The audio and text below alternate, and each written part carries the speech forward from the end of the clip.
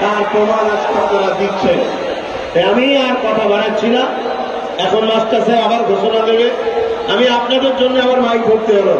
আমি আশা রাখবো এই যে বসে গেছেন এদেরকে তোলার দরকার নেই, সব এদেরই। যেখানে দাদা হুজুর থাকবে সেখানে আপনারা থাকবেন। আমার সাথে একমত, একমত। দাদা হুজুরের দিলে নেই, ওখানে নেই, আমরা বাস্তবে দাদা হুজুরকে দেখাতে হবে, ঠিক না?